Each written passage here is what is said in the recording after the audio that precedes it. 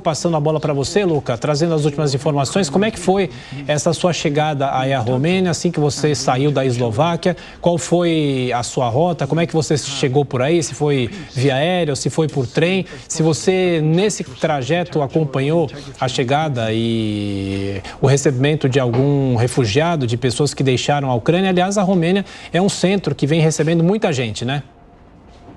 Exato, Thiago. Eu evitei voar exatamente por conta do fluxo aéreo estar comprometido. Nós sabemos que dentro da União Europeia não há um grave problema como para a Rússia, mas de qualquer maneira os trens e a via rodoviária acaba sendo o jeito mais fácil. Eu vim pela Eslováquia, Hungria e agora entrei na Romênia, porque aqui e na Polônia são os dois países que mais têm recebido os imigrantes, os refugiados ucranianos, exatamente pela extensa fronteira que esses dois países fazem com a Ucrânia. Então eu consegui ver em várias estações muitos refugiados, você conversa com eles, você vê realmente como estão fragilizados, um momento muito difícil, gente trazendo várias malas só com a roupa do corpo, muitos dias sem tomar banho, sem poder dormir, sem poder descansar, realmente fugindo dessa crise humanitária que acontece na Ucrânia, principalmente após as notícias que a gente recebe noite após noite, exemplo do que aconteceu essa noite, trazendo também para vocês a atualização dos bombardeios que aconteceram principalmente na cidade de Kharkiv, a segunda maior cidade do país, com 1,5 milhão de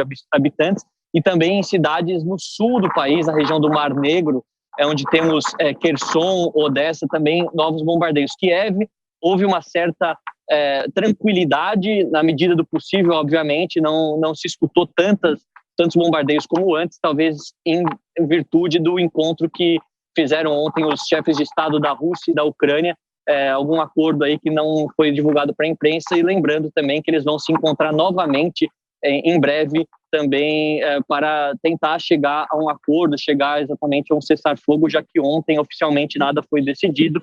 Então a gente vê a Actur também, né, o Alto Comissariado das Nações Unidas para os Refugiados, calcula que mais de 520 mil pessoas atravessaram as fronteiras ucranianas com os países vizinhos nos últimos dias, o que mostra exatamente a dimensão desse grande problema apenas 5 dias após o início do conflito. Luca Bassani aqui conosco nessa transmissão, nessa cobertura especial da Jovem Pan. Agora estamos de volta para a nossa grande rede de rádios. E antes da sequência com o Luca, eu apresento aqui o Daniel Caniato, que vem reforçar a nossa cobertura. Daniel, bem-vindo aqui à nossa transmissão. Luca, conosco, fique à vontade. Bem-vindo. Pois é, muito obrigado, Thiago Berrais. Seguimos com muita informação, análises aqui nessa cobertura especial da Jovem Pan News, com todos os detalhes em relação à guerra na Ucrânia. Luca, como você bem mencionou, daqui a pouco, inclusive, uma coletiva de membros da ONU, Organização das Nações Unidas, justamente para tratar das questões humanitárias, de direitos humanos e também refugiados, aquele braço da ONU, a Acnur. Você mencionou o número de 520 mil ucranianos que já deixaram o país. É o quarto país, salvo engano, que você acaba passando nos últimos 10 ou 15 dias, né? Lembra da Eslováquia, a própria Ucrânia, Alemanha, e agora você está em território romeno. Qual é a situação aí na Romênia dos refugiados ucranianos? Muitos acabaram se dirigindo para esse país. Quais são as suas percepções até agora? Exato, Daniel. Desse número de 520 mil, calculam que quase 300 mil tenham ido para a Polônia, que é o país com maior fronteira com a Ucrânia e também com os vínculos históricos mais estreitos. Exatamente por isso que há uma preferência, às vezes, dos ucranianos irem para lá, exatamente por já terem família, a língua não ser tão diferente, obviamente que não é a mesma, mas o polonês e o ucraniano têm similaridades que o romeno e o ucraniano não têm, né? Afinal, o romeno é uma língua latina, até parecida com o italiano, curiosidade aqui para os nossos ouvintes e telespectadores.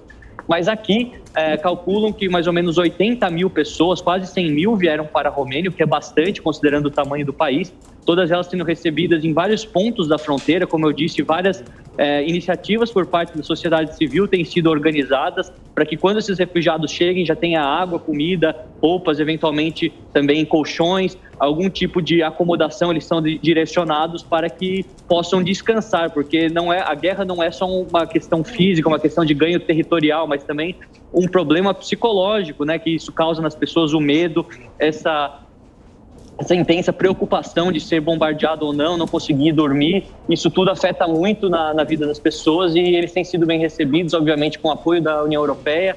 Sabemos de todas as críticas de diversas outras problemas que aconteceram com alguns imigrantes de origem africana ou árabe sendo barrados, isso também precisa ser endereçado, mas de maneira geral os países estão recebendo bem os imigrantes e refugiados da Ucrânia e esperamos que essa crise acaba, né? Porque muitos dos ucranianos que vêm para cá, eles querem ficar aqui de maneira circunstancial, não tem o objetivo de imigrar definitivamente, eles querem estar seguros pelo momento em que essa guerra durar, principalmente as pessoas mais vulneráveis, os idosos e as crianças, e assim que acabar, eles pretendem voltar. Há o relato de muitos imigrantes que pretendem voltar para a Ucrânia para tentar reconstruir o seu país e refazer toda aquela nação que nós tínhamos visto nos últimos anos como uma nação promissora no aspecto democrático, principalmente a nova Constituição de Maidan. Enfim, eles querem ajudar o país a se recuperar, o que eu acho também uma atitude muito nobre dos ucranianos.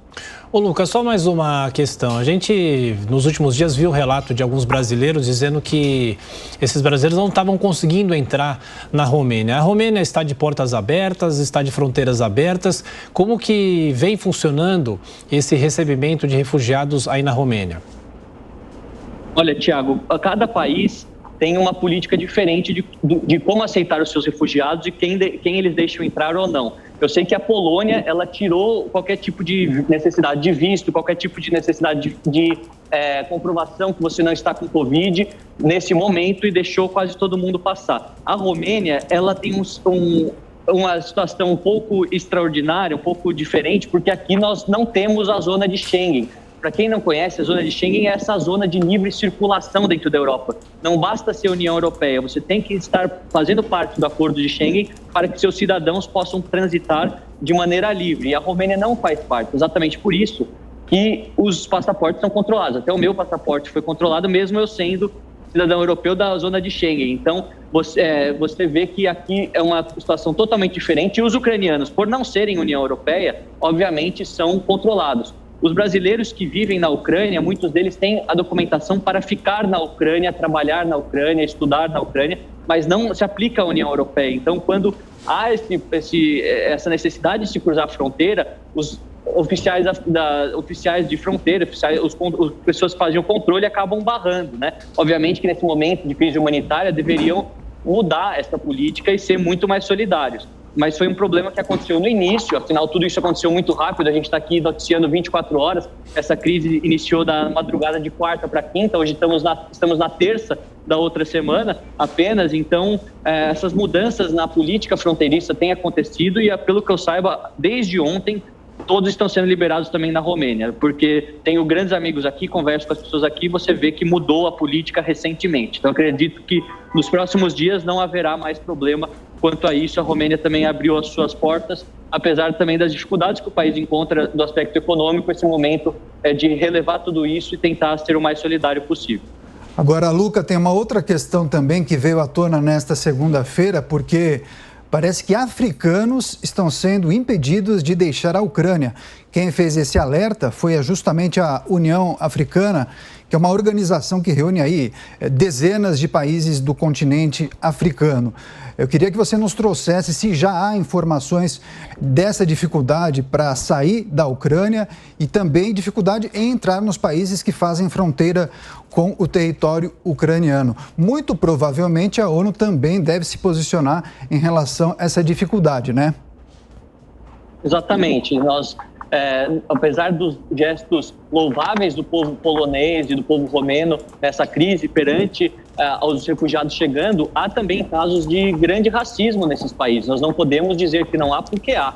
Então, muitos desses oficiais de fronteira, em alguns casos, barraram os imigrantes africanos ou até de origem árabe, origem do Oriente Médio, por conta de seu aspecto físico, que é um caso absurdo de racismo e deve ser condenado. Há, porém, também os casos de pessoas que não têm a documentação correta e na legislação vigente naquele momento não podiam entrar. Então, acho importante analisar todos os casos de racismo, sim, denunciá-los perante a ONU e também aos países que cometeram esses atos horríveis e, ao mesmo tempo, olhar caso a caso, né? Porque nós sabemos que, por exemplo, na Eslováquia isso não aconteceu. Ontem até vi um gesto muito interessante. Estava pegando um trem entre a Eslováquia e a Hungria, havia vários africanos provenientes da provenientes da Ucrânia no meu trem, e eles têm o direito de viajar o país inteiro de trem de graça. Então, as pessoas do próprio trem vieram e falaram: não, o senhor não precisa pagar o ticket, a gente te ajuda, precisa de alguma coisa,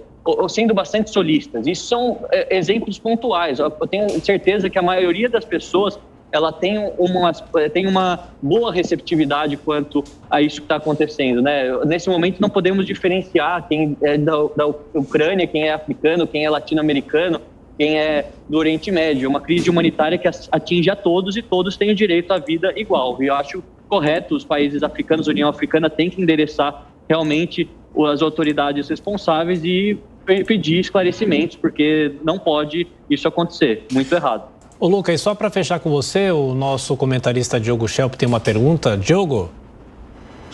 Luca, você fez uma observação importante aí em relação à vontade de essa maioria desses refugiados ucranianos de voltar o quanto antes para o seu país assim que for possível e, portanto, preferem aí ficar nas bordas, nas fronteiras aí com a Ucrânia.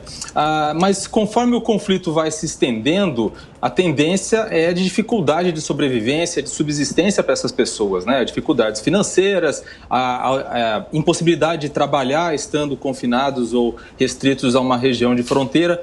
Há alguma preparação dos países europeus para absorver esses ucranianos caso o conflito se alastre e eles precisem ser enviados para outros lugares, receberem possibilidade de trabalhar e assim por diante?